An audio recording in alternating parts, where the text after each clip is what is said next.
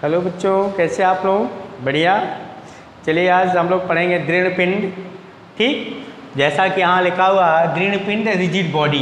तो दृढ़ पिंड है क्या, पहले हम लोग उसको जान लेते हैं कि दृढ़ पिंड है क्या।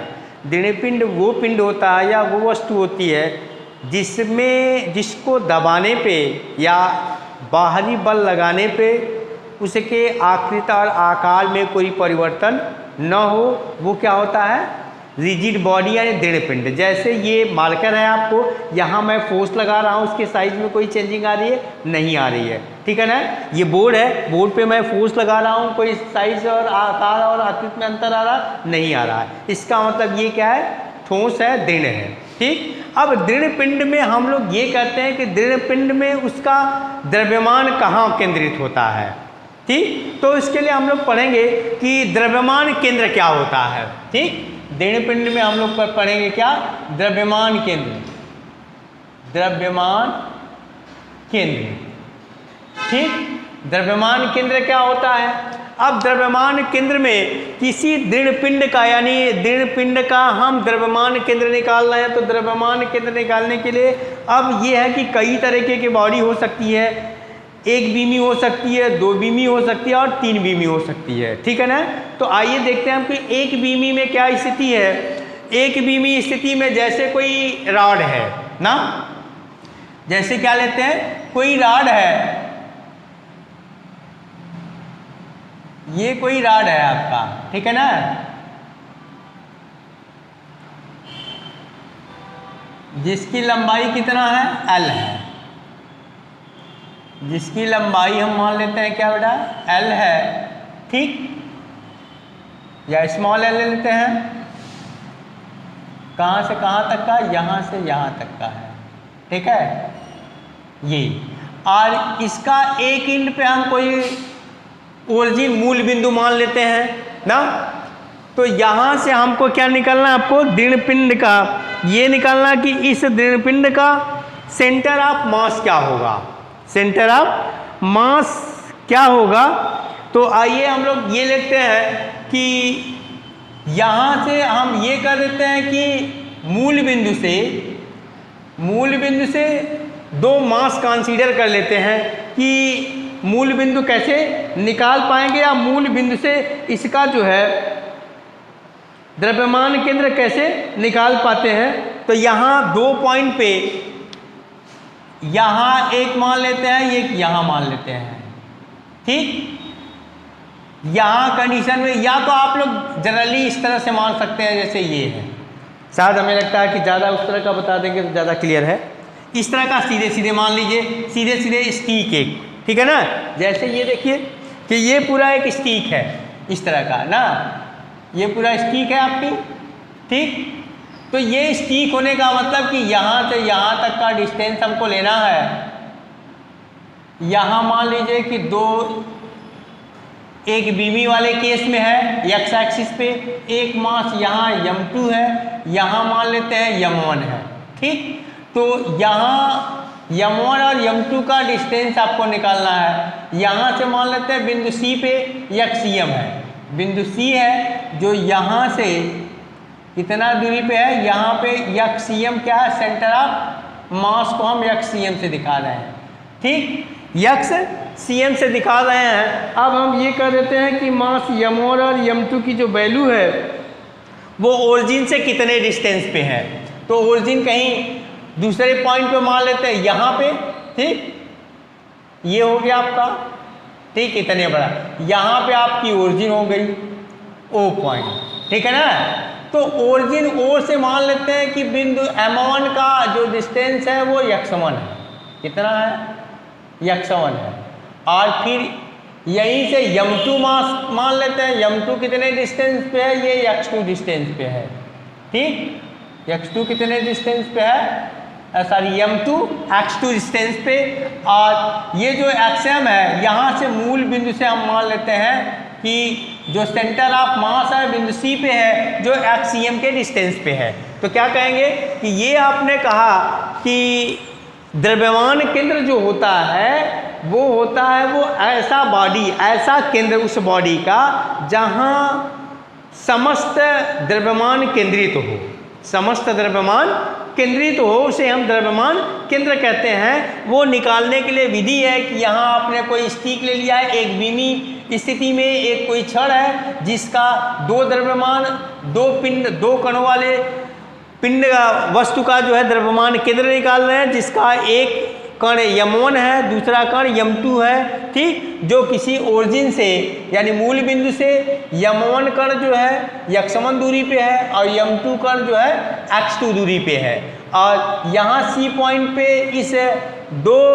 निकाय वाले, दो कण निकाय वाले का क्या है, द्रव्यमान केंद्र मान लिया गया है, जो मूल बिंदु से कितने पे है, xm डिस्टेंस पे। तो इसको लिखेंगे कैसे, xm मतलब एक बीमी की स्थिति में है, क्या है, एक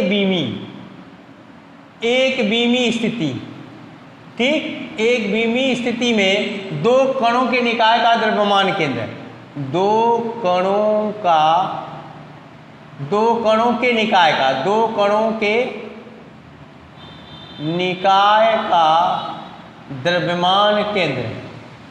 द्रव्यमान केंद्र, ठीक। तो कैसे लिखेंगे, xm is equal to x1 m1, या ऐसे लिख लीजिए m1 x1 plus m2 x2 upon m1 plus m2, ठीक है। अब सेम उसी तरह से द्विबीमी केस में ले लेते हैं, ये तो पहला केस था। दूसरा केस आ जाता है दो बीमी, कौन सा, दो बीमी स्थिति में ये क्या होगा, दो बीमी स्थिति में जैसे कंडीशन ये है कि आप टू डायमेंशनल केस में x और y कंडीशन बनाएंगे इस तरह का, ठीक है ना।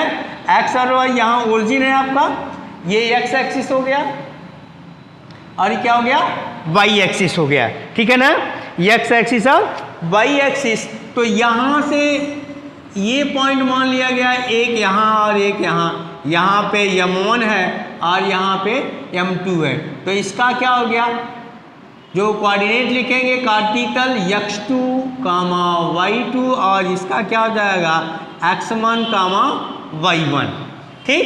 तो इसका द्रव्यमान केंद्र हम यहाँ मान लेते हैं C पे है, इसका क्या लिखेंगे xcm, ycm, ये इसका द्रव्यमान केंद्र है, ठीक। अभी आपने देखा द्रव्यमान केंद्र क्या है, द्रव्यमान केंद्र किसी बॉडी का वह बिंदु है जहां वस्तु का समस्त मास, समस्त द्रव्यमान केंद्रित होता है, वो बिंदु क्या होता है, द्रव्यमान केंद्र होता है, ठीक। तो दो बीमी स्थिति में दो कणों के निकाय का द्रव्यमान केंद्र बिंदु जो होगा तो वो हो गया, यानी xcm is equal to m1 x1 plus m2 x2 upon m1 plus m2, और दूसरा हो जाएगा ycm is equal to m1 y1 plus m2 y2 upon m1 plus m2, ठीक। यानी अब xcm ycm की वैल्यू मिल जाएगी, वो क्या हो जाएगा, द्रव्यमान केंद्र, ऐसे आप निकाल पाएंगे, ठीक है ना। अब त्रिबीमी केस में क्या हो जाएगा, तीसरा केस होता है कि दो कणों वाला निकाय तीन बीमी स्थिति में हो, थ्री डायमेंशनल केस में हो, तब उसका हम द्रव्यमान केंद्र कैसे निकाल पाएंगे। यहाँ तीन बीमी स्थिति में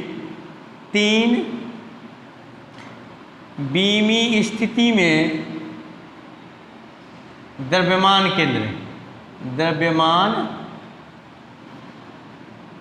केंद्र, ठीक है। ये तीन बीमी स्थिति में कैसे हम द्रव्यमान केंद्र निकाल पाते हैं, यहाँ कंडीशन क्या होगा, बड़ा कुछ इस तरह का फिगर बन जाएगा आपका, ठीक। तो ये आपका ओरिजिन हो गया, ये हो गया आपका x एक्सिस, ये हो गया आपका y एक्सिस और ये क्या हो गया आपका z एक्सिस, ये आपका ओरिजिन है, ठीक है ना। तो यहाँ पे आपको द्रव्यमान केंद्र निकालना है आपको। तो चूंकि दो कणों का निकाय है तो यहाँ तीनों एक्सिस से सेम उसी तरह से ये यहाँ हो जाएगा, ये हो गया आपका m1, ये हो गया आपका m2, बट तीनों एक्सिस से, x एक्सिस से, y एक्सिस से और z एक्सिस से निर्देशांक लिखेंगे तो क्या हो जाएगा x2, y2 एंड z2, और यहाँ पे क्या हो जाएगा x1, y1 और z1, और क्या हो गया Z1। तो इसका द्रव्यमान केंद्र यहाँ पे हो गया, मान लीजिए ये है C, ठीक। तो क्या हो जाएगा XCM कामा YCM कामा ZCM, ठीक। ये हो गया द्रव्यमान केंद्र। हमको चाहिए XCM YCM और ZCM की वैल्यू। तो XCM YCM ZCM हम निकालेंगे कैसे, यहाँ आके देख लेते हैं। XCM YCM और ZCM ना, तो XCM कैसे लिखेंगे, XCM जैसे पहले से निकालते आए आपने, M1 X1 plus M2 X2 upon M1 plus M2, ये देखते चलिए, इसी पे डायरेक्ट न्यूमेरिकल आता है। और फिर YCM हो जाएगा, YCM इज इक्वल टू क्या हो जाएगा M1 Y1 plus M2 Y2 upon हो जाएगा M1 प्लस M2, ठीक है ना। और ZCM क्या हो जाएगा, ZCM ये हो जाएगा M1 Z1 plus M2 Z2 upon M1 plus M2। यानी यहाँ से अब XCM YCM ZCM की वैल्यू निकाल करके आप यहाँ वैल्यू के यानी कोऑर्डिनेट निकाल सकते हैं, कार्तिक तल निकाल सकते हैं, किसका, सेंटर ऑफ मास का, दो कणों के निकाय का 3 बीमी स्थिति में द्रव्यमान केंद्र, ठीक है ना। अगर हम इसको वेक्टर फॉर्म में लिखें, सदिश रूप में लिखें, तब क्या होगा, सदिश रूप में, ठीक है ना। अगर हम सदिश रूप में लिखें तब क्या होगा, इस यानी सदिश रूप, किस फॉर्म में लिखें, सदिश रूप में, ठीक है ना। तो सदिश रूप में क्या होगा, ये सदिश रूप का मतलब अगर 3 डायमेंशन या 2 डायमेंशनल केस है, तो ऐसे कंडीशन में क्या हो जाएगा बेटा कि 3 डायमेंशनल केस में फिर फिगर वही बनेगा इस तरह का आपका ना, ये हो गया वो। अब यहाँ से कंडीशन ये है कि इसका सदिश वेक्टर मानना होगा, ये है M1 और ये हो गया M2। यहाँ मान लेते हैं द्रव्यमान केंद्र है। अब यहाँ से इसका डिस्टेंस बनाएंगे, एक तो यहाँ से ये डिस्टेंस बनाएंगे हम, देखिए कैसे, ये हो गया,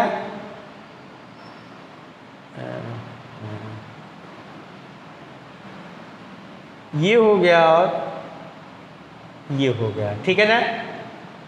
अब यहाँ ये हो गया आपका R1, कितना हो जाएगा, ये इसका पोजीशन वेक्टर मान लेना है, ये R1 है, और इसका पोजीशन वेक्टर क्या हो गया, ये R2 है, और ये क्या हो गया R है, ठीक है ना।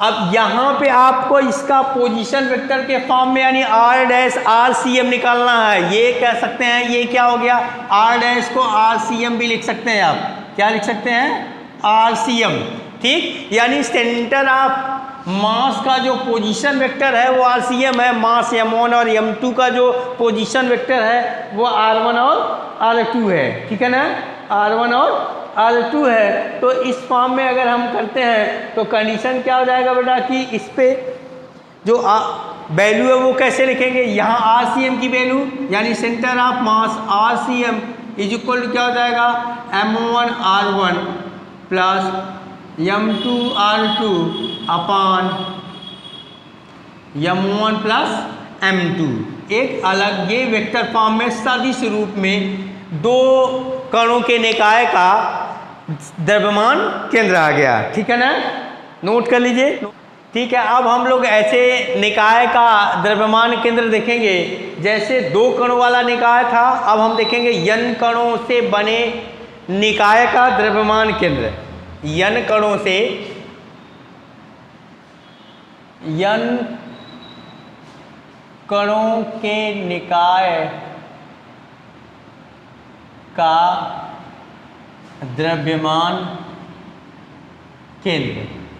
अगर n कणों वाला बहुत ऐसा पिंड है जिसमें n कण लगे, n कण से मिलकर बना है, तो उसका द्रव्यमान केंद्र हम कैसे निकालेंगे। अभी तक तो 2 कणों से बना निकाय का द्रव्यमान केंद्र 1 बीमी स्थिति में, 2 बीमी स्थिति में, 3 बीमी स्थिति में और सदिश रूप में देखा। तो यहाँ द्रव्यमान केंद्र हो रहा है बेटा, द्रव्यमान केंद्र, जैसे द्रव्यमान केंद्र सेंटर ऑफ मास और सेंटर ऑफ ग्रेविटी, द्रव्यमान केंद्र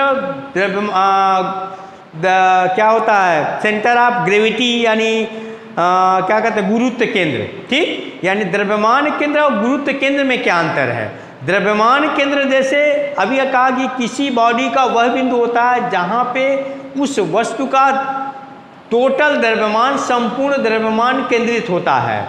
लेकिन गुरुत्व केंद्र वो बिंदु होता है जहाँ पे उस वस्तु का या उस निकाय का या उस बॉडी का समस्त भार काम करता है, समस्त भार निहित होता है, उसे हम गुरुत्व केंद्र कहते हैं। क्योंकि इस चैप्टर में सिर्फ आपको यही जानना है कि किसी टेढ़ी मेढ़ी बॉडी का द्रव्यमान केंद्र कहाँ होगा और गुरुत्व केंद्र कहाँ होगा, उसका कैलकुलेशन निकालेंगे। जैसे बैलेंस की हम डंडी बनाते हैं तो उसका द्रव्यमान केंद्र कहाँ होगा, तो कुछ ऐसे हल्की वस्तुएं होती हैं जिनका द्रव्यमान केंद्र और गुरुत्व केंद्र एक ही बिंदु पे होता है। जैसा कि तराजू की डंडी आप देखते हैं ना, एक बीच में होता है, वहीं सेंटर ऑफ ग्रेविटी भी होती है, यानी द्रव्यमान केंद्र और गुरुत्व केंद्र दोनों एक ही बिंदु पे कोइंसाइड कर जाता है, लेकिन टेढ़ी मेढ़ी बॉडी का दोनों अलग अलग होता है। तो यहाँ आप देख रहे हैं कि यन कणों के निकाय का द्रव्यमान केंद्र क्या होगा, ठीक है। तो ऐसे स्थिति में कोई दिक्कत नहीं है। चलिए तो पहले एक बीमी स्थिति में देख लेते हैं। पहला केस, एक बीमी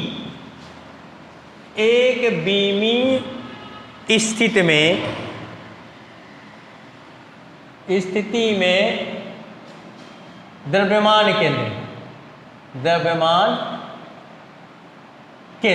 ठीक।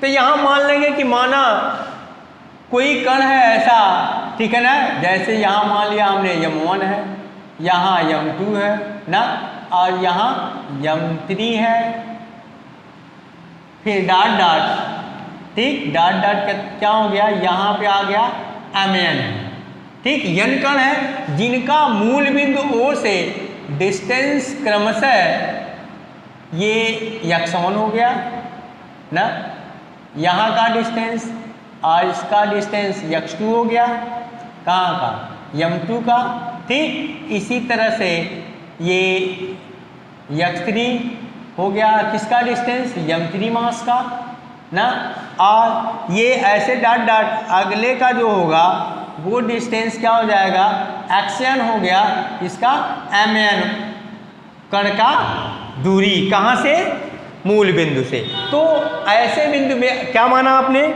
यहाँ आपने मान लिया कि माना ये एक बीमी स्थिति में, यानी एक x अक्ष के अनुदिश यन कण है, यन कण का m1 m2 m3 dot dot mn लिखा गया है, जिनका मूल बिंदु से दूरी क्रमशः x1 x2 x3 dot dot xn है, किसका, mn कण का।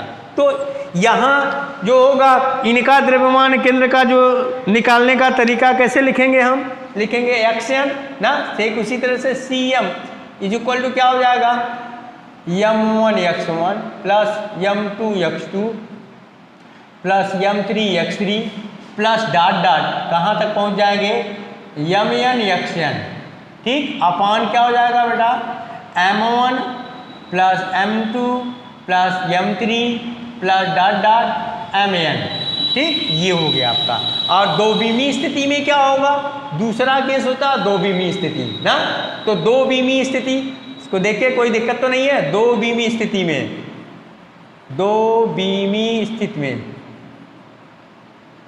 ठीक, दो बीमी स्थिति में। तो दो बीमी स्थिति में क्या होगा, अब यहाँ पे दो बीमी स्थिति का मतलब हो गया, हम फिगर ऐसे बना देते हैं, जैसे सेम आप वहाँ बनाए हो यहाँ भी उसी तरह से बना देना है आपको, ठीक है ना, इस तरह का बना देना है। दो बीमी स्थिति में जैसे यहाँ पे मान लिया है, ये यहाँ पे मान लिया है आपने, यहाँ पे मान लिया है, और एक यहाँ पे मान लिया है, ये मान लो कि m1 है, ये m2 है, और ये m3 है, और ये क्या मान लिया है, mn है, ठीक है ना। तो दो बीमी स्थिति में इसका मतलब कि सबका जो डिस्टेंस है वो अलग अलग होगा, तो कोऑर्डिनेट भी अलग अलग होगा। यहाँ लिखते हैं x1 y1 है, ये क्या हो गया, x2 y2 हो गया ना, और ये क्या हो जाएगा, x3 y3, और इसका mn कण है तो क्या लिखेंगे, xn और yn, ठीक। तो क्या लिखेंगे, जैसे xm, पहले xm लिखेंगे तो क्या हो जाएगा, m1 x1 plus m2 x2 ना, plus dot dot M N X N अपान क्या हो जाएगा बेटा, M one plus M two plus dot dot plus M N, और फिर वाई सी एम निकाल लो आप, वाई सी एम निकाल लो तो क्या हो जाएगा, m1 y1 plus m2 y2 plus dot dot mn yn, ठीक, अपान कितना हो जाएगा, m1 plus m2 plus m3 plus dot dot mn, ठीक, m1 plus m2 plus m3 plus dot dot, ये आ गया आपका YCM, ठीक। अब 3 डायमेंशनल केस में क्या लिखेंगे आप, ये तो हो गया 2 डायमेंशनल केस में, ये 3 डायमेंशनल केस, ये x एक्सिस है और ये y एक्सिस है ना, तो 3 डायमेंशनल केस, तीसरा केस हो गया त्रिविमी, 3 बीमी स्थिति में, 3 बीमी स्थिति में ये आपको देखने में बड़ा सरल, सिर्फ कोऑर्डिनेट ज्योमेट्री आता रहे, बाकी सब कुछ बड़े आसानी से आप कर लेंगे, ठीक है ना। देख रहे हैं, सिर्फ कोऑर्डिनेट लिखना है, 2 बीमी 2 कोऑर्डिनेट, कोटि और भुज होता है, x और y की वैल्यू होती है, x एक्सिस में सिर्फ x होता है, इस नाते एक ही दूरी लिखी गई है। और 3 बीमी में, ये 3 बीमी वाली स्थिति में क्या हो जाएगा आपका, इस तरह का फिगर हो जाएगा, कैसे बेटा, 3 बीमी स्थिति में इस तरह का फिगर हो जाएगा, यहाँ फिगर बना रहे हैं 3 बीमी वाला, ये हो गया ना, उस तरह का फिगर हो जाएगा आपका ऐसे,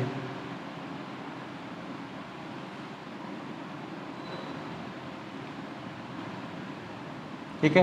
ये वो पॉइंट हो गया, ये है आपका x, ये है आपका y और ये है आपका z, ये ओरिजिन है।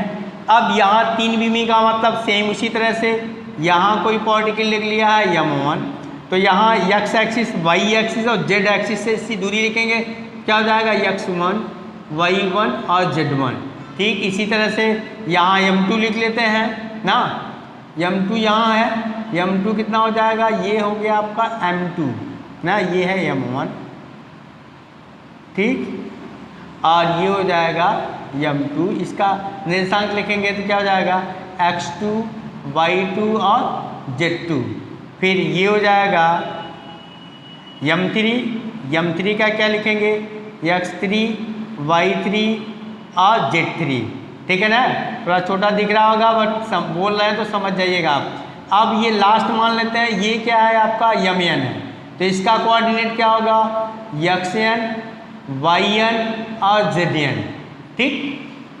यानी यहाँ जो इसका xcm होगा, ycm zcm, तीनों कोऑर्डिनेट से हम जो बिंदु पाएंगे द्रव्यमान केंद्र का, यानी 3 कोऑर्डिनेट से हम तीनों कोऑर्डिनेट के द्वारा x एक्सिस से, y एक्सिस से, z एक्सिस से उसका द्रव्यमान केंद्र हम निकालेंगे। यानी हमको लिखना है xcm ycm zcm, तो xcm आपने सेम उसी तरह से लिखेंगे, m1 x1 plus m2 x2 plus dot dot mn xn अपान कितना हो जाएगा, mn plus m2 plus m3 plus dot dot plus mn, ठीक। और फिर ycm ना, क्या लिख देते हैं, ycm क्या हो जाएगा, ycm कहाँ लिख दें, ycm फिर यहाँ लिख देते हैं ycm इज इक्वल टू, अब तो हमें लगता है लिखते लिखते आप बेस्ट हो गए हैं, लिख लेंगे m2 y2 plus dot dot plus yn और yn और क्या हो जाएगा, सॉरी mn और yn, ठीक, अपान कितना हो जाएगा, m1 plus m2 plus dot dot और mn, ठीक। सेम उसी तरह से क्या लिख सकते हैं, ZCM, क्या लिख सकते हैं आप, ZCM ना, ZCM यानी m1 z1 plus m2 z2 plus dot dot plus mn zn upon क्या हो जाएगा आपका, m1 plus m2 plus m3 plus dot dot mn। यानी अब मिल जाएगा आपको क्या बेटा, xcm कामा ycm और कामा ZCM, ये 3 डायमेंशनल केस में द्रव्यमान केंद्र हो गया। ठीक है ना। ये क्या है, द्रव्यमान केंद्र है। कितना, 3 स्थिति में, 3 स्थिति में। ठीक है, देख लीजिए। इसके बाद हम लोग इसका भी हम वेक्टर रूप लिख लेते हैं।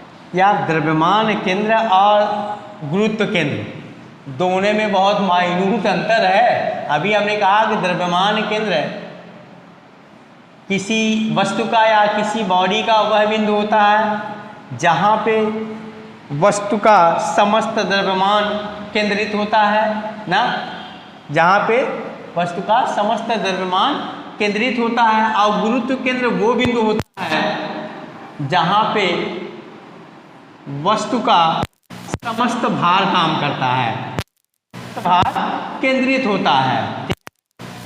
मतलब गुरुत्व केंद्र के स्थान में बॉडी संतुलित होती है। ठीक है। तो यहाँ n कणों वाले बॉडी का जो है n कण वाले निकाय का सदिश रूप देख देते हैं हम लोग। सदिश रूप क्या होगा, सदिश रूप में द्रव्यमान केंद्र, ठीक है ना। सदिश रूप में द्रव्यमान केंद्र किसमें, 3 डायमेंशनल केस में, 3 डायमेंशनल केस में। तो क्या होगा बेटा, ये हो गया आपका 3 डायमेंशनल केस ना, ओरिजिन हो गया, ये हो गया z, ये हो गया x और ये हो गया y आपका ना। अब यहाँ से तमाम सारे जैसे जैसे मान लिया गया है, ये है, ये है, ये है, ठीक, ये है। यहाँ पे ये हमने मान लिया ये है m1 और ये मान लिया m2 और ये मान लिया m3 और ये मान लिया हमने mn, ठीक है ना।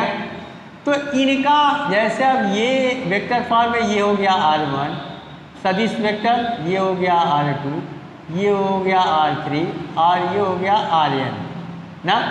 तो यहाँ पे इनका जो सदिश रूप में होगा तो ये होगा सदिश रूप में, सदिश r का RCM सेंटर ऑफ मास को हम CM से, सेंटर ऑफ मास CM से डिनोट कर रहे हैं। तो ये हो जाएगा क्या, m1r1 ना plus m2r2 plus m3r3 plus dot dot mn ठीक, अपॉन क्या हो जाएगा बेटा, m1 plus m2 plus m3 plus dot dot plus mn।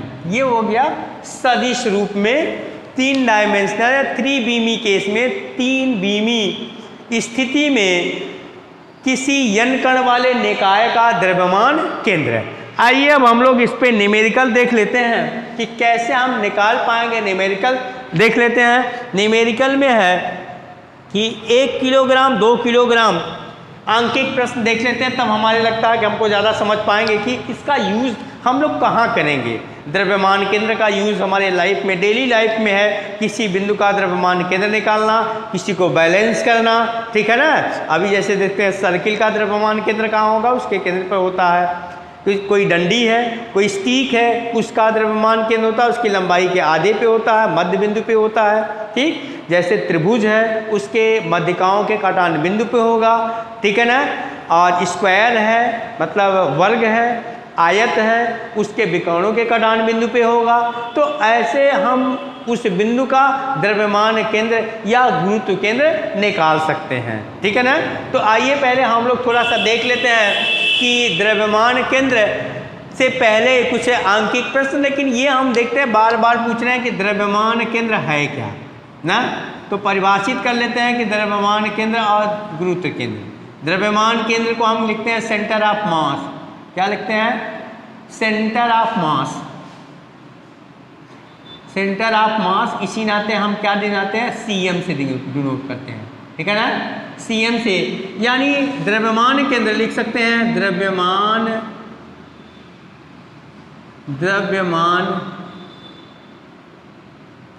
केंद्र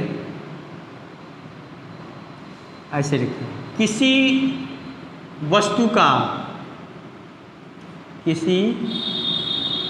वस्तु का द्रव्यमान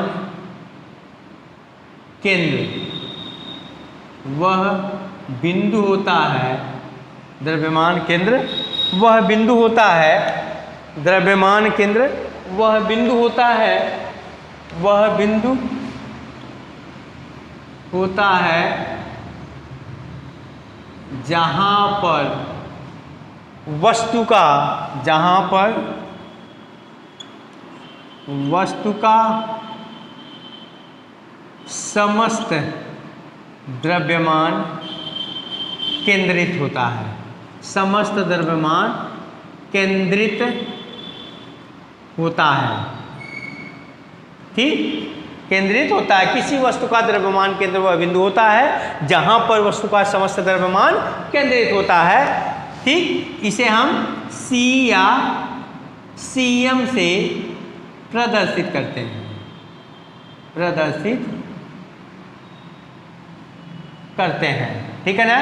अब द्रव्यमान केंद्र हो गया, गुरुत्व केंद्र क्या है भाई, या इसको हम लिखेंगे तो क्या लिख देते हैं द्रव्यमान केंद्र का, जैसे यक्सियम ना, एक्सियम लिखा हमने तो लिखा m1 x1 plus m2 x2 plus dot dot, ठीक, कितना हो गया प्लस mn xn अपान क्या लिख सकते हैं हम m1 plus m2 plus m3 plus dot dot plus mn।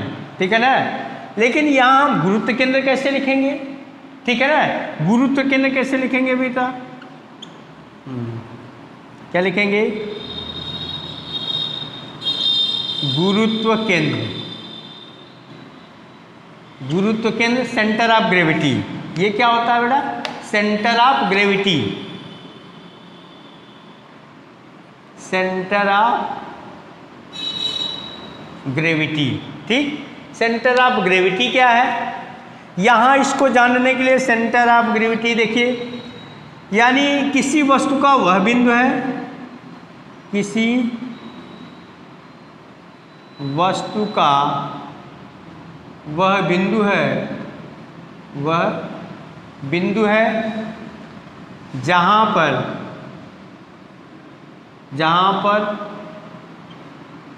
वस्तु का समस्त भार, वहाँ द्रव्यमान था, यहाँ क्या हो गया, भार हो गया, समस्त भार केंद्रित होता है, केंद्रित होता है, समस्त भार केंद्रित होता है। ठीक, केंद्रित होता है, इसे CG से प्रदर्शित करते हैं, किससे, CG से प्रदर्शित करते हैं, सेंटर ऑफ ग्रेविटी। ठीक, CG से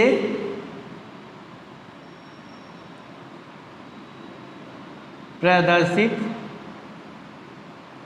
करते हैं। ठीक है ना। अब ये CG क्या होगा, जैसे हम क्या लिखें कि XCM, XCG सेंटर ऑफ, तो XCG क्या होगा, ठीक, XCG।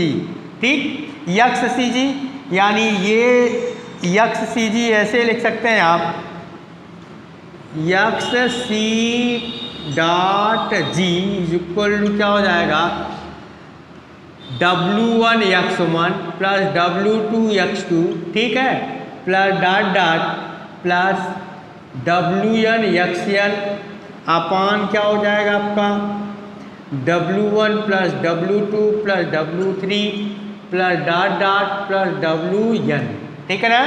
इसके आगे और क्या लिख सकते हैं, इसको और कैसे लिख सकते हैं, उसके स्थान पे W इक्वल टू क्या होता है mg, यानी हो जाएगा m1g1 प्लस m2g2, अरे सॉरी x1 छूट गया ना, x1 plus m2g2 x2 plus dot dot plus क्या हो जाएगा mn gn xn अपान हो जाएगा आपका m1 plus m2 plus m3 plus dot dot plus, sorry क्या लिखा गया यार, m1g1 plus m2g2 plus dot dot plus mn gn। ठीक, mn gn, MnGn, ठीक है ना। Mn क्या हो गया, MnGn, ठीक।